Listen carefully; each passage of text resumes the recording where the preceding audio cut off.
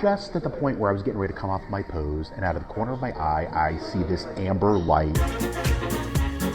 Welcome to episode 5 of M's Adventures in Storytelling with Jason, the Nude Art Model. Today we'll find out about, are photos allowed?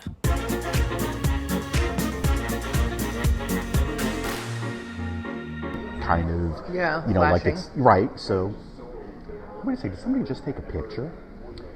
So the pose goes off. So I figured, okay, well, all right, now I need to say something. So I put my robe on. I went over to that person's direction. I'm like, I couldn't help but notice, out of the corner of my eye, I saw you take a picture of me. He's being put on the spot by a large man in a robe in front of about 30 people. And again, I was very polite. I was very civil, but this was not like, right. So he's like, oh, I was just trying to take a reference photo. So I turned to the coordinator, what's the policy on ref? Said what it was, like, oh, it's whatever it was. And I thought, well, wait a second. Well, what if I don't want someone to take a reference photo of me? It's my body, it's my choice. Right. And eventually he deleted it in front of me. But as I was talking with other models much later, they say, oh, yeah, that's the excuse. Or they'll say, oh, I thought that reference photos were included in the cost of the class. No, they weren't, No. I had several models. This is a live class. You should learn how to draw from life. Right, exactly. Sometimes some people will say if they couldn't finish up their work, they will ask, which I'm fine with. And I've talked with other models. We had a model get-together once a couple years ago. Okay. Mm-hmm. And we were talking about it. And I relayed my experience. And what's the collective noun for a group of models? A gaggle? I don't. No, that's geese. No. But there's no. I don't know a group of. What would a good one be? A cohort of models. A cohort? I don't know. A gathering of models. A palette of models. That's not bad. Because it also relates to like voice. Right. Anyway. So, and a couple of them said, oh yeah, that A, that's the excuse they'll give you every single time, and B, it's like, yeah, we've all been photographed without our knowledge, and basically they were like, you have too, you just didn't catch them. So it is something to, and that's something where I know David Quammen had said, okay, if you want to let someone take a photo of you, he recommended charging $20 in cash. Okay. Interesting. So, when the class starts, the instructor makes no remarks about that? Generally not. I don't know if it's ever...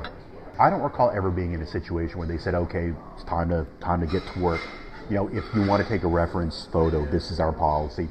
Mm-hmm. Usually doesn't come up. Usually the handful of times it's happened, the artist came up to me during a break and said, hey, do you mind if I wasn't able to finish, I want to finish it up. I want to finish it up at home. Is it okay if I take a photo? Yeah, sure. But I always tell models it's your choice. If you don't want to do it, don't do it. Because, a drawing on paper or a painting on a canvas is not the same thing as an actual digital photograph of yourself that can be forwarded to other people, and it, for lack of a better word, is out there. The life of it is much eternal. More so than Eternal.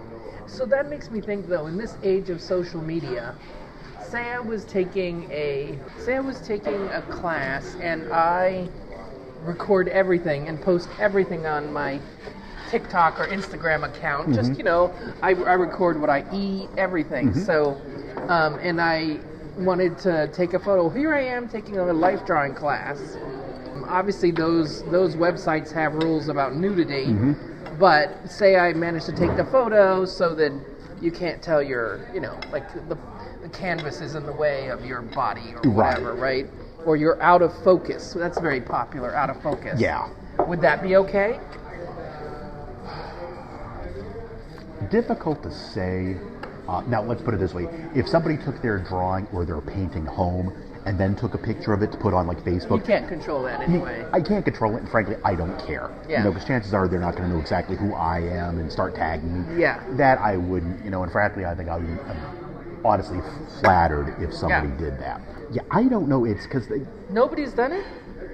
Nobody has been like videotape or whatever you call it now, recording on on their on their phone Not that while they're doing artwork?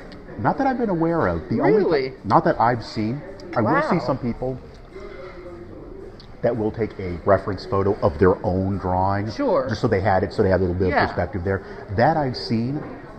Well, I always like to take a photo at different stages of what I'm doing. And some people do that. So that I can see, like, the progression later. Yeah. And people do that. But again, Right. like you said, it's of the drawing or Yeah. the painting. Yeah. It's not. Wow, I'm really surprised that people haven't done any live streaming. I wonder if they do that in clothes modeling classes. I don't know. I mean, generally I would say the ratio of classes that I've done, nude versus clothed, it's probably 80 to 20. And usually that 20% is because it's a portrait class. So, Yeah, right. Yeah, and so if it's a portrait class, are there any portrait classes where you stand up? No, I've always been seated. Right, okay. They don't do the full, here I am, Like, dressed as right, like if General Washington. right, like, or if you went to your senator or your congressperson's office. Yeah. You know how like when you go see to the Congress, full- you always see these. Yeah, but very- honestly, those portraits, the person has only, like presidents, they've only sat for the head bit. Oh yeah, no, there's And the no rest way you was could. a stand-in. There was I had another class that I worked with, Sarah, who I Yeah. first worked for. It was a portrait class, and I wish I took a photo of it or saved a digital image from her website because I haven't seen it for a while. The way she painted me, I'm like, this looks like it should be in the governor's mansion. Yeah. Like, I mean, seriously, like you walk by Very that, good it's like, painter. it's like, what governor was he? What did he serve? What was his Yeah, term? That's, yeah. I was like, it was that good. There was another person who did at the Corcoran, who did a drawing of me. It was a portrait. And I looked like a country music star from the 1970s. And I mean that in a good way. With the Yeah. hair was a little thick and poofy and kind of going down. Like, Yeah. I can't remember that, George Jones or one of those other ones too that it's like, I look like I had something off like an old country music LP from the 60s or the 70s. Like Interesting. Jason sings songs for lonely lovers or... Yeah. So I haven't actually looked up Sarah Thibodeau. What was her name? Sarah something? Sarah Thibodeau Griffin. Right. I haven't looked her up in years, but have you ever looked her up to her website to see if your face was there? I did, and I didn't see it. Now she's moved back to like Louisiana. It's been there for a while. She did pretty quickly after that. Yeah, and I know I had seen one or two. I definitely saw a couple of. Well, I only worked for her twice, maybe 3 times. I did see them either on her website as part of her portfolio, or if she developed a flyer for her class and it was a picture of her drawing of me that was on the flyer. Yeah, I feel like it was. But the last time I worked with her was probably like 2010, and that might even be a little generous. Yeah. I think it was before that. And it's been well over a decade, going on 15 years. If nothing else, I'm sure she's recycling her, or not recycling, but she's cycling through her, of course, her portraits that would be that very she does. interesting. Yeah. I mean, it was just one of those, and I thought I had seen it at one point on her Facebook page for her as an artist, and to this day, I don't know why I didn't try to save the image. Yeah. But it was just like great. I'm like, I look like I was being, like you're It was walking very like. presidential. It was That very. that painting that she did. And the second It was one nice. too. It was rich. The colors were rich. Some of the strokes were nice and thick and pastel, but the color palette was really sumptuous. And that was kind of her style back then. I don't know what it's like anymore. But It had a lot of warmth to it. yes. You could almost see, like, Yeah. for lack of a better word, temperature gradients. Yeah. Yeah. So now you've had some time to think, and you've thought about starting up or writing to yourself almost again about things that you know, and in retrospect, sort of writing anew. Well, and I like it because it's a way of gradually getting back into it, because I'm taking stuff I've already done and adding my afterthoughts, Right. hey, I wrote this 15 years ago. Here's some additional thoughts that I wasn't, Yeah. that only wisdom and experience can give you further insights. Right. Yeah, and it's a way to go ahead and start, because you not only are you taking some of your old stuff, putting it to the front of the queue, but you're also adding perspective to it. Right. But you're not having to sit down and write a whole brand new post from scratch. Right. So it gives you enough time, especially. I mean, there were times where as soon as I got home from a really good gig, I would fire up my laptop and I would bang out a blog post before I even went to sleep. Yeah. But given that the inspiration isn't there just because I'm getting back into the groove after several years, that is also a way to take, okay, maybe you're waiting on that moment to give you that extra bit of inspiration to write something new. Right. In the meantime, you can freshen up things, kind of get used to the, But maybe. That's in terms of like writing a blog. But are you going to do any nude modeling again? Oh, modeling? Oh, yeah, definitely. In fact, I should be hearing back from the one school that I've been working for, hopefully in the next week or so, for some gigs for the fall. So no, I'm continuing to do it moving forward. Okay. It's just, again, establishing myself is slow. Okay. I hate to say it, it's for a lot of people, it's almost like you're only as good as your last gig. You're constantly having to put yourself back out there, and I'm not meaning that to be disrespectful or anything, but it's almost something where you have to constantly keep on doing it. You have to keep active, and once that momentum kind of stalls, that's when. I think that was a lot after the pandemic. There are a lot of things that have to be revved up again. And you're right. And a lot of the old, some of the old groups are defunct, or they're only just getting started. But a critical first part of it is having a business card with correct contact information. Yes. Because if you don't have that, or you can do like what I did, is I just put it on my phone cover. With a little QR code. I have a QR code going to the podcast. Because in the past I've had phone covers that had a QR code going to the blog or to my Instagram or to my YouTube, but I think this goes to the podcast. And then of course the name of my blog at the bottom, but that's less important because once they QR me and find me, then they've got everything. They've got it. Everything links to everything else. And I have always had phone covers that have the information. I used to also have business cards, but then I got to the point where I would just carry one or two.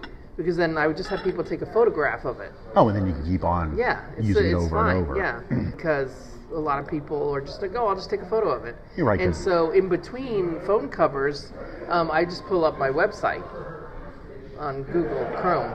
And then I say, take a photo of this. Yeah, and then boom, they've got it. And they've got it, because that's, it's the easiest way to record something is a photograph. Right, because especially big business cards, they do get lost, or I'll just shove it in here and then you forget about it. Well, exactly. And photos. What was this thing I was doing? And the good thing about the photograph is it's it's what's it called? Timestamp? Yes, timestamp. I can't think of what the phrase is. Yeah. And then you can say, and then it'll be in context with the photos of your food or whatever you ate. You'll be like, I was at that street festival, and then I met this guy, and, I took a photograph of his card, and that's what I was doing. Yeah, that's actually not a bad idea. Take a photo of my, have a couple cards and people take photos of it. Or get a phone cover. Just get a phone cover with your blog address, for example, or because on your blog, can they contact you via your blog? Is there a contact me? I don't think so, because I think when I have had people reach out to me to ask me something specific, it might have been in the About Me section or something like that, because people have found me through there and said, hey, would you be able to work for me doing X, Y, and Z? Right. So then, you could have your blog address, although that's a little long. But if they have a photograph of it, then it doesn't matter because they can just go ahead. Doesn't matter how long it is. It's better than being like, okay, here's half my address, and here's the other half from when I had Hotmail. You're right. That is terrible. That's terrible social media. I had brain freeze. Yeah, that is really bad social media practice. Oh, well, this was even before. Oh, this is before social media. This was like 2011, maybe. It was still social media. Facebook already existed. Oh, I wasn't. No, I lied. I was using it then.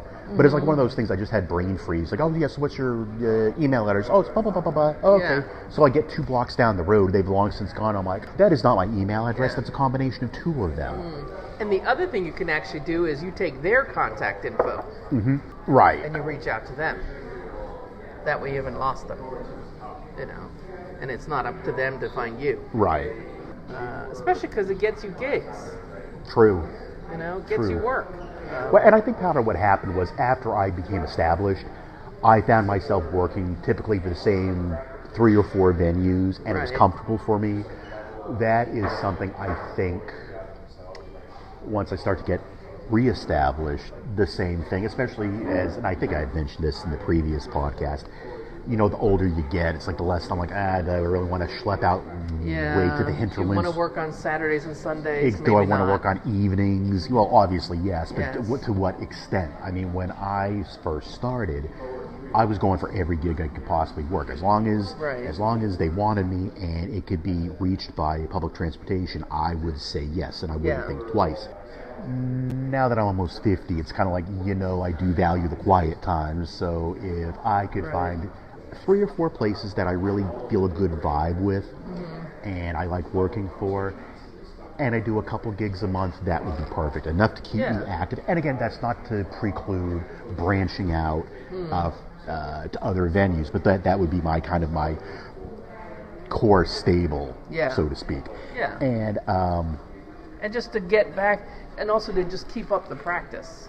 Exactly. The habit. Right. Practice. The habit. And I mean, I was definitely rusty when I modeled the past couple of times. Not to the point where I was a complete newbie, but like things like getting back into pose felt it took me a little bit longer than it normally would, just because again, it was like the more you do something, the better you get at it. Yeah. Some of the modeling during the pandemic was virtual, and I had a model friend who said, hey, if you want me to show you how to kind of set up like a studio in your apartment to go ahead and do this, I'll come over to your place, I'll do that.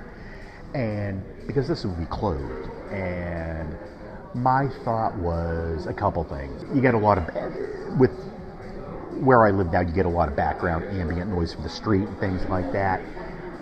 Part of it is also, it's because it's why they call it life drawing. It's because you're getting that energy from the crowd. Yeah. I personally think there's a different dynamic working nude versus working clothed, where I feel honestly more energy when I work nude.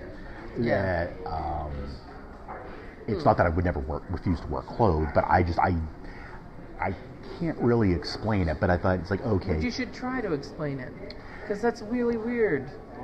And it's counterintuitive, because you would figure, okay, if I have to do this, I want to keep my clothes on.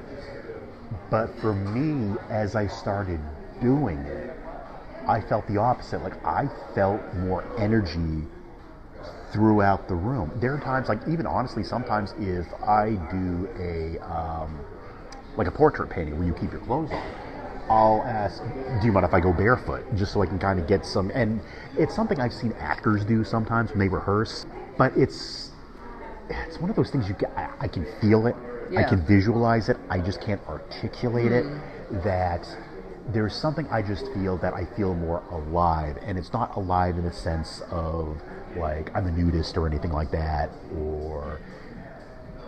but it's like it's a totally different dynamic, and it's one of those ones I frankly prefer to work nude as opposed to working clothed. So I think we should try to unpack this. Maybe because you are nude, that brings a risk element to the room. It adds that frisson of danger and on the edge and different. And so that maybe brings the energy to the room. I think and that's definitely, I think, could be part of it. Part of it also is like, okay, this is modeling. It's nude modeling. Because I'm nude, my mind is in the sense that, okay, this is what modeling is all about. Okay. But you don't feel that when you're wearing clothes? Not that I don't feel like my creativity is suppressed or anything like that. It's a different energy level. And I will say part of it too is, especially if like you model in your street clothes, that poses just feel different. I don't feel like I get the full range of motion. Oh, yeah. That I can see. You're not going to... Right. Yeah. Sometimes when I sit down, I'm like, oh, there's... Unless you're wearing pajamas. You're right. Or something maybe very skin tight, like yoga shorts. Spandex. Right. Or other things like, let's say, you go to sit down for a bit, and like your pants wrinkle up a little bit. Like, now it feels like I'm like. Oh yeah. There's a fold in my clothes. Right. And now That I kind wrinkle of start, becomes like a knife blade. right, especially if it's cutting into a vein or Yeah. right. Yeah. So I that can see that. So that I think is part of it. It feels, especially if I'm doing gesture poses. Yeah. Things feel more fluid that way. And it's, as I said in my the first podcast, I prefer gesture poses. So it kind of... So yeah, you do want to have freedom of movement. And also there is the element, to get really artsy and fartsy about this, there is that element, the purity of being nude. Yes. Right? And traditionally in art history, being nude was the purest form, because there's nothing for you to hide behind. Right. So, but it also frees you up to concentrate on your art form. Yes, exactly. So there is that element to it. And one thing that I've also noticed, and this is when I had an aha moment. When I first started modeling, I figured, oh well, they work from the Nude Model just because that's, you think of like classic Renaissance type paintings. I'd say it's a lot of it, in my ignorance, because I was, this is just kind of like, throwing it back to like the old, this is just tradition. Well, old-fashioned art. Exactly. But what I did was I modeled for a group that I was clothed. And what they would do was during the break, they were high school students. It was done through the Corcoran. So, and I had like a t-shirt on, and I had like basketball shorts or something like that. But when the professor would start giving his lessons, he'd take the sketch he drew of me, like, so this is Jason, and this is this, and like, and well, you can't really see that muscle, but this is where that must be, and then it's like, you had that aha moment, like, okay, this is like, he's doing it so you can actually see the muscles, the shading. I mean, not that you can't have shading when wearing clothes, but the musculature, the angles, it's so much more.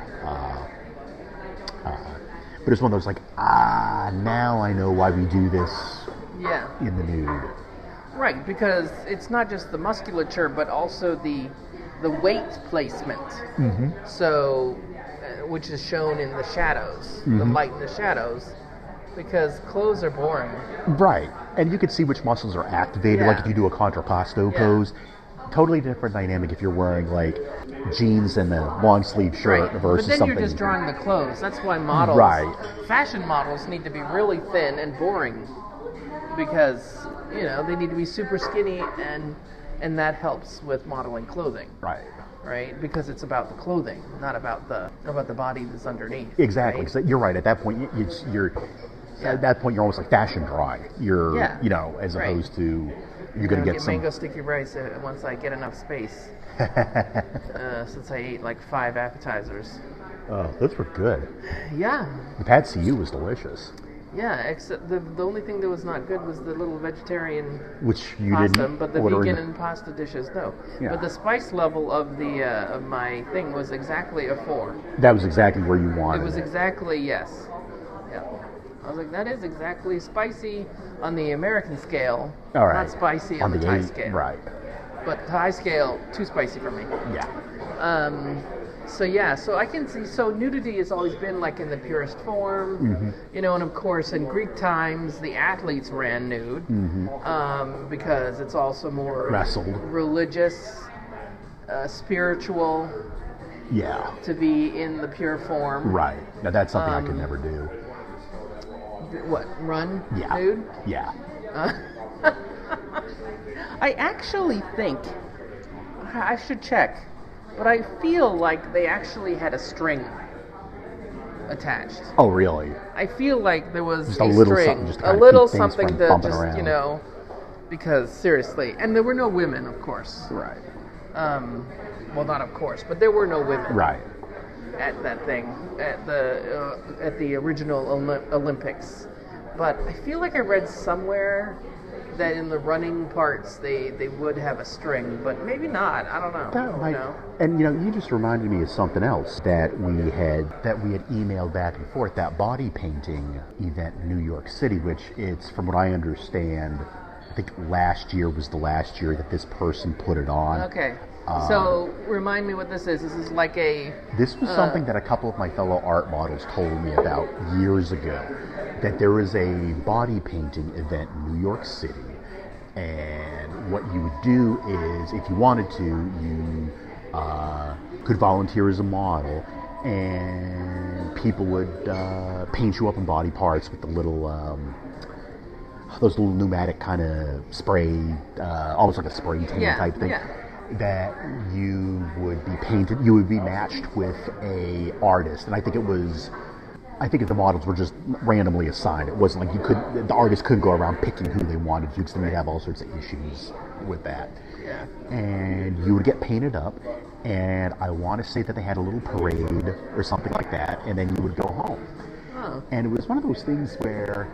But was there anyone else? So it was body painting. Yes. Where they're using body painting just like that blue woman in... like Avatar? Yeah, or... Yeah. Oh, no, yeah. not in Avatar. The superhero movies. Yeah, it was... With Wolverine. All those characters. There's that blue woman. Oh, the X-Men Mystique, Yes, or X-Men. something like that. Yes. Mystique. That's pretty much a lot of body paint. Yeah, exactly. And she did not feel naked No. wearing body paint. No. So basically this happening, this pop-up meeting party It was in the summer. Artsy event in New York, was where they would body paint people. But were there artists around doing paintings of the event? That I don't know. Probably not, because from the pits, I've seen a video, and I'm sure there's a video on YouTube of the people getting painted up. Yeah. So the models constantly have to move because the painter is Because they're moving different. around. Oh, so is it one artist doing one model? Yes. Okay. You might have two artists to a model. Like maybe one person Okay. works in the front, one works in the back, or one puts, for lack of a better word, the base coat on you, while the other one starts doing more intricate design work. Right. But it's done, and I had one of my friends is a model, and she did it 1 year, about 5 or 6 years ago. And because I had asked her about it, I'm like, do you do this like in a gallery somewhere? She's like, no, you're doing it outside, and there's people walking by, so you gotta be art. real. What's it called? Installation art. It's installation art. So yeah, you've got to be. It would be like if like there's a park about 2 blocks down that way. Let's say they cordoned it off, and that's where the artists and the models would get painted. But there's people going by, so you're going to be completely out there. Yeah. Because what I understand with New York City law is, if it's nudity for the sake of art, you're not running afoul of any public indecency things. Right. So, and I forget how long it lasts, and my friend, she and her husband went up for the weekend. They made a weekend out of it. So when all was said and done, I think what she did was they just slathered the passenger seat with like beach towels and things like that, so she could go ahead and drive back, because there weren't like any public showers or anything, or hoses to wash each other down.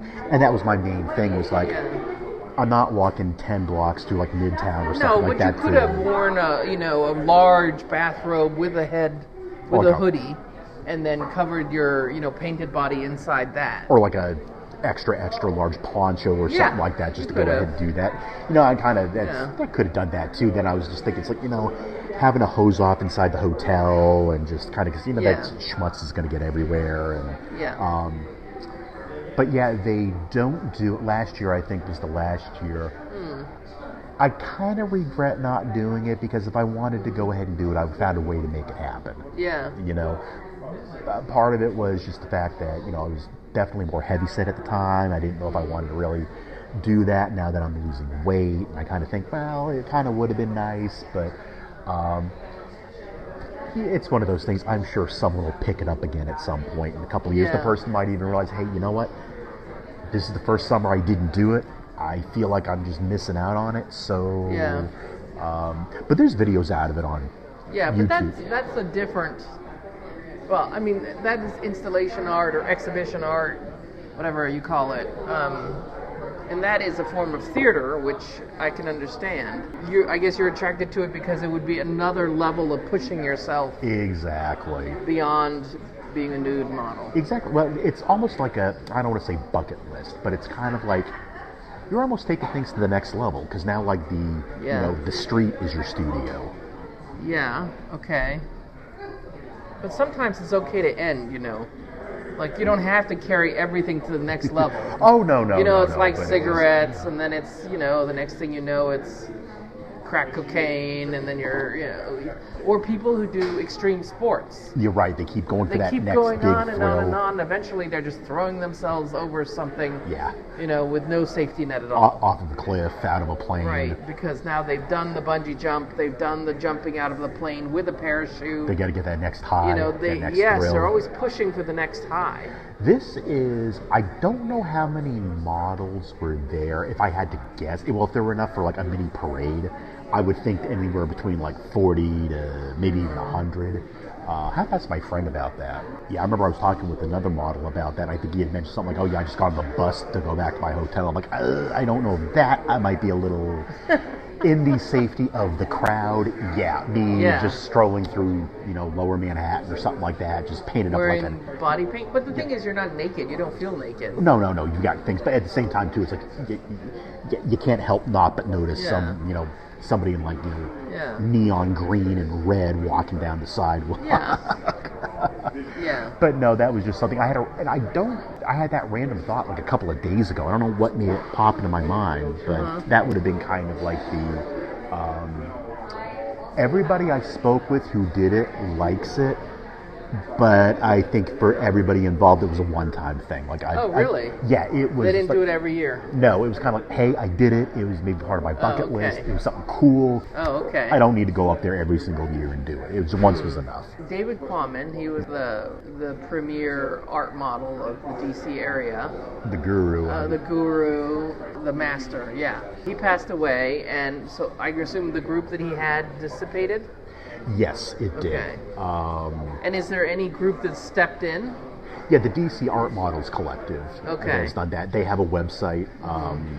And you're part of that? Yes. Okay. You know, there's a nominal membership fee that just goes to keep the website up and running. Right. But there's, you can connect with other models, both virtually. Oh, okay. They have different forums, for various different things. You can post questions. Is there an administrator for that? Yes. Okay.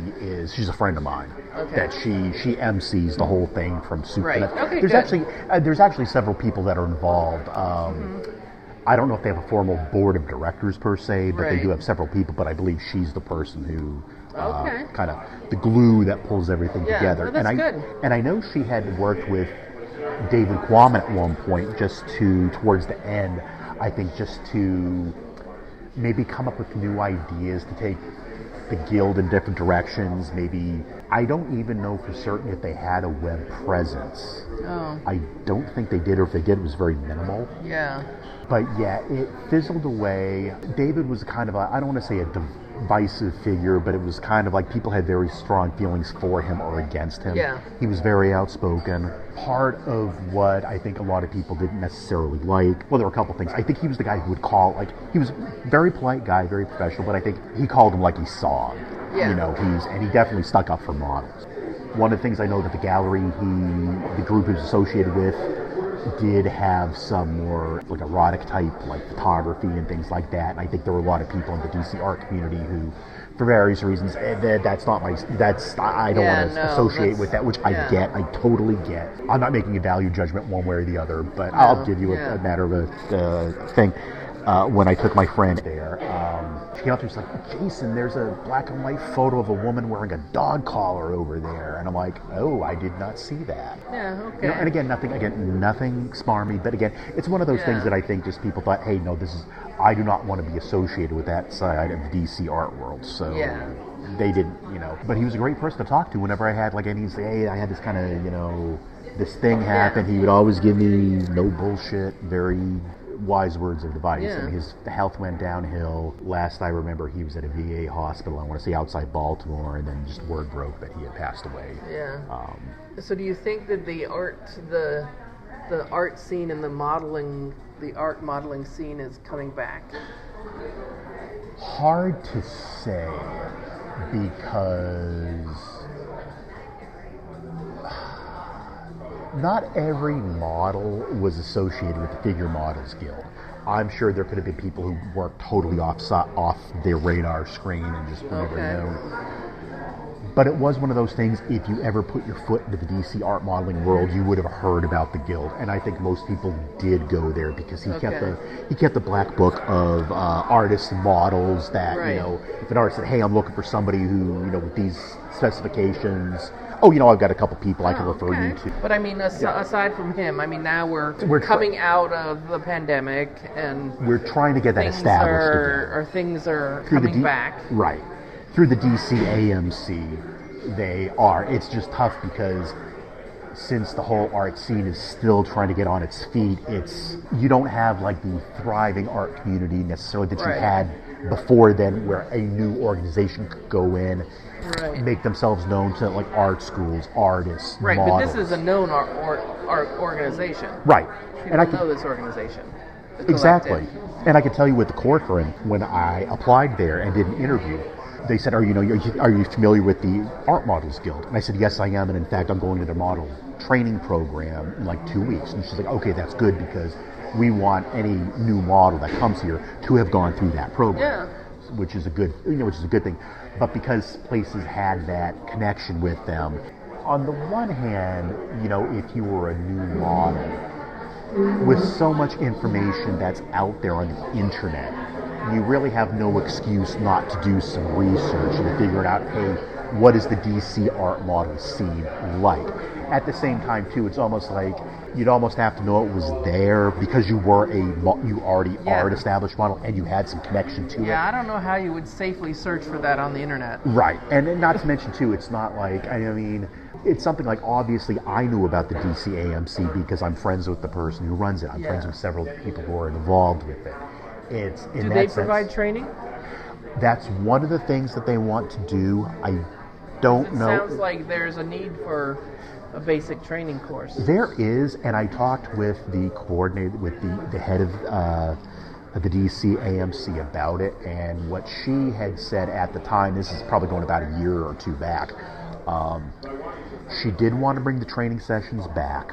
I think she wanted to change the format from how David did it, where I think, if I remember correctly, posing nude wasn't a prerequisite for being affiliated. Like, I think they would have a model training program. It's like, okay, bring like a stretchy t-shirt, some yoga shorts or Pilates shorts or something like that, and then this way everybody's got some modicum of covering. I don't know further than that what they would do. Is I would suspect if anyone were trying to establish a training program, you would first witness from another live model, hey, these are gesture poses. Actually, no, I think what you would do is you would have a person organizing and present and say, okay, this is, these are what gesture poses are, these are what longer poses are, this is what contrapposto means. The very bare basics. Now you're going to go ahead and see some poses for a variety of lengths done by a professional model who has worked for the past however many years.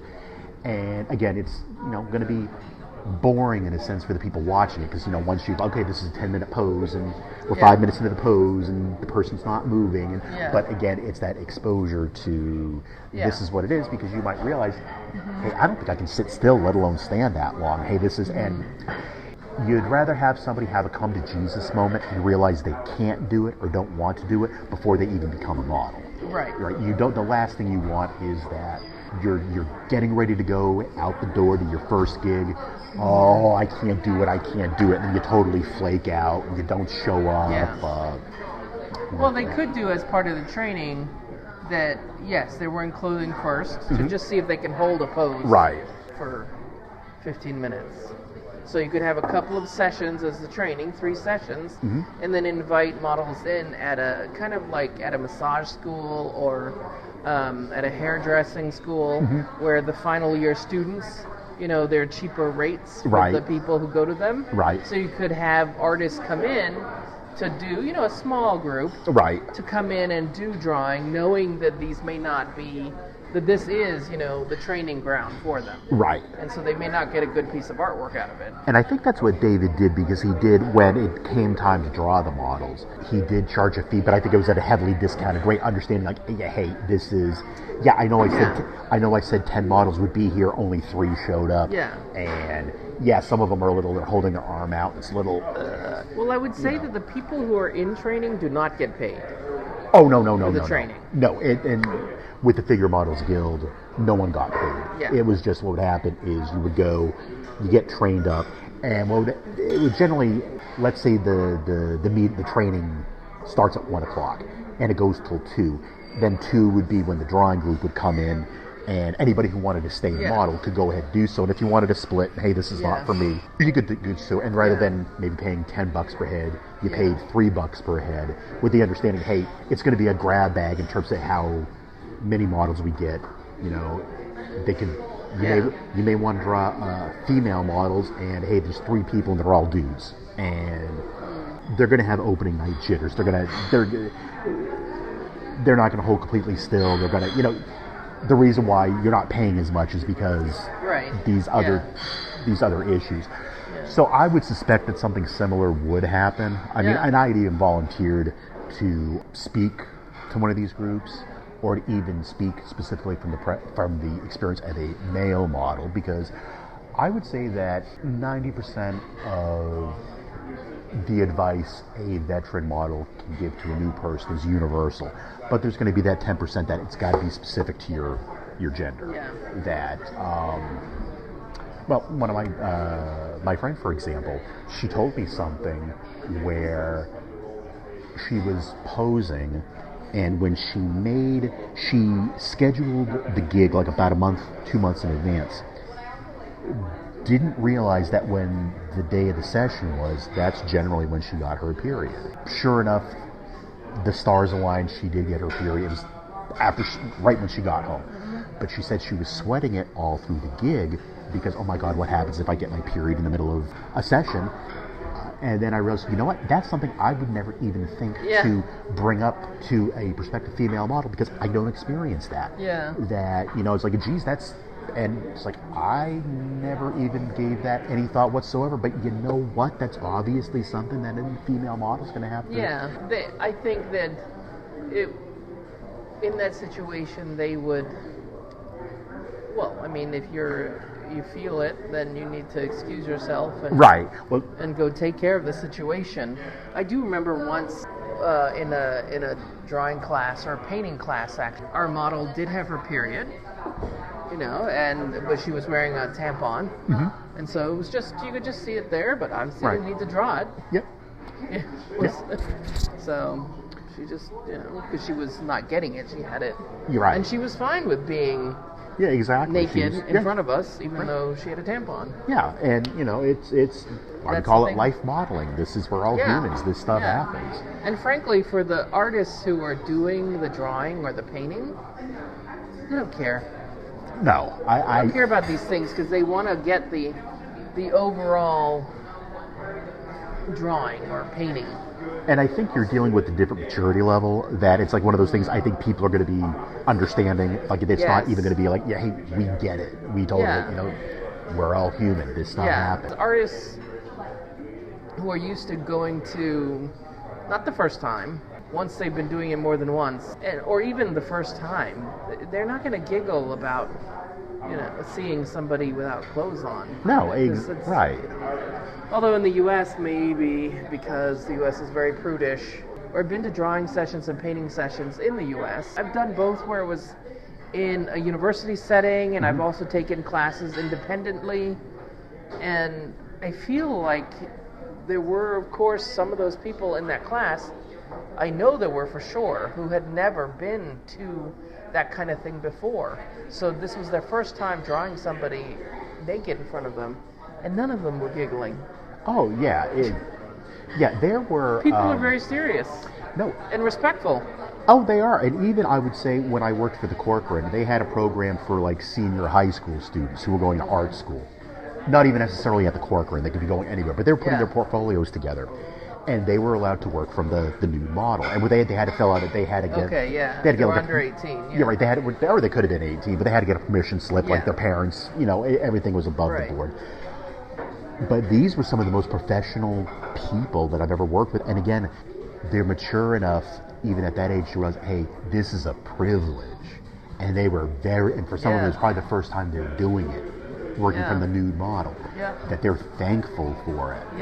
You know, and I even had, and again, art schools are a little different than, you know, traditional universities in a sense, but even when I worked with college freshmen at the Corcoran and other places, and I got dressed and was walking down the hall, the students were coming back from break, sometimes they'd come up and shake my hand and say, "Oh my God, thanks, hey, I really appreciate you." And again, these are like 19, 20-year-old, people, but like they were so thankful for and appreciative.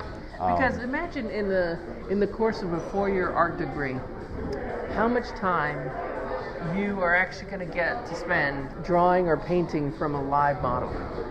Very little. It's so rare. Yeah. And even if the person is wearing clothes, there are very few people who will even just sit for you. Right. And let you draw or paint them. Because they can't sit still, first of all. Exactly. I have done paintings and drawings of friends where I've let them sleep. Put them on the couch. Right. And I'm like, I know you're going to fall asleep. Yeah. But that's okay. You probably won't move too much. Right. I'm also a very fast drawer or painter. That's how I've done it sometimes. I remember one time I asked a friend she actually went on to be an artist muse. Really? But when I asked her, she was very artsy anyway, but she did yoga. She was very theatrical. Right. She was used to posing. Uh-huh. She was used to being on stage. And so I said, and we were friends, but then I said, why don't we do a painting of you? Yeah. And she's like, yeah, sure. And she could hold, that was her thing. And she was into it, and she was into being supportive of me as an artist, all that kind of stuff. But yeah, she went on later to be an artist muse where he would do erotic paintings, but not erotic in this, not really, I mean, of course they were erotic, but he basically would put ink on her and then press her body against the paper. I gotcha. Yeah. So, sort of erotic, but not really. But not like, right, maybe a step above sensual, but below like full on like... I wouldn't say they weren't pornographic. They weren't, they were anatomical. I'll put it that way. So yeah, you weren't looking at like raw shark blocks. There was clearly like, okay, this is clearly a nude female. What it was right. that he had pressed the paper against. Yeah. And he did it intentionally. Right. They were genitalia. So it was anatomical. Yeah. They were actually quite good. He was a very good artist. And then I have done other paintings of people and drawings of people, sometimes from using a photograph as a reference, because it is very hard for people to sit still. Right. But all the ones I am just not that good of an artist. The ones I do from a reference photograph are just not as good. Well, and I think honestly, a lot of artists would probably say the same thing. There's no substitute for a live model. Yeah. There is. You could have the most crystal clear picture out there, but again, you are still limited, in terms of depth. When something is photographed, it's already whiting out and flattening out the image. And then if it's printed out, or you're looking on your your tablet at this image and then drawing or painting from it, you're looking at a 2D version of it. And it's not in the room with you. And I think part of it is, because you really touched upon it with that one model friend that you had just mentioned, it's, again, you're dealing with a live human being. But one of the things that I've always, and it sounds like she's able to do too, is even if she's sitting or standing still, she can imbue that pose with not just life, but with passion, but with I had somebody ask me once, just totally out of the blue, after I went on break, he's like, "Are you an actor?" And I said, "Well, I have done some community theater and things like that," and I was like, "No, why do you ask?" He's like, "Well, you were sitting, but it wasn't just like you were sitting, you had a purpose, you had a certain intensity, you were giving off certain vibes and a certain aura." And that's one of those things I've always been thankful when people have mentioned that to me, because it's I think anybody with a certain amount of training could sit still for a certain amount of time. You're sitting still, but you're moving at the same time, like you're the energy. And that might be one of those things. I don't know if that's not something that everybody possesses. A lot of people, and it sounds like with this woman in particular, in the art world, almost can avail them of certain like other disciplines. Like clearly this person was very theatrical, but at the same time also made a very good life model. There are a lot of these artistic disciplines, for lack of a better word, shape. Yeah, I was thinking, for example, you know who can stand really still? Soldiers. But for example, in the old world, like in England, where they have soldiers with the big bearskin hats on their head, they don't always have a deep, thoughtful look on their face. It's almost like a very blank face. Usually they have I'm zoned out, Yeah. trying not to have my legs fall asleep. Oh yeah, and Look on their face. Yeah, and there's people who, now I'm sure that these, that's the other thing. You have to almost know how to stand still, because if you lock your knees, you're gonna hurtle earthward in about 15 minutes, and it's not going to be pleasant. You have to be able to know how to shift your weights repetitiously and not like. So they must learn that. Oh, I guarantee you. So back to the art modeling. Is there some other aspect of it we haven't talked about? I am trying to think. I'm sure it's one of those things, as soon as we part ways for the night, I'll think of it. Oh my gosh, I should have said that. I don't know. Let me actually check your notes. Check my notes. I think we covered everything. Yeah. But I will go ahead and take a look. So actually, I think I covered everything on that list that I went ahead and sent you, and then even then some. Well, that's good. And then we can meet another time and talk about body grooming and massage. That's one of the things I want to get, is another deep tissue. The only reason I haven't gotten it yet, I probably had about 20 or 30 in my life. There were times when I was doing modeling heavily. I always thought about it, and I don't know why I didn't get it, just because I think the money was a little tight at the time, but I'm like, that's something I think is just an investment, in terms of like modeling or something like that. It's like, it's maintaining your equipment, for lack of a better word, Yeah. Help stretch out your muscles. Fortunately, you can't claim it as a business expense. It's like a write-off or something like that. I would, or like something where they, I was like, that would be, if they had that some would sort be nice. I was just thinking that would be, if they had a way so like any art model could get like even a monthly massage or something like that, just to go ahead and, take care of your body and what you put it through. Yeah, you would need to find somebody who would reciprocate with you. Yeah. Where you would model for them and they happen to be an artist and a massage therapist. You're right. It's like, hey, instead of like trade for print, trade for massage. Exactly. It'd be great if you find that person.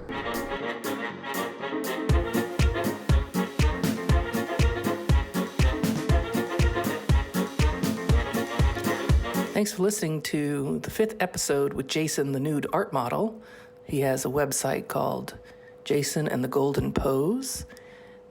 We may talk to him again probably not about modeling, but maybe about massages, maybe about clothing, maybe about manscaping. Who knows? Thanks for listening to M's Adventures in Storytelling. Bye for now. Ciao.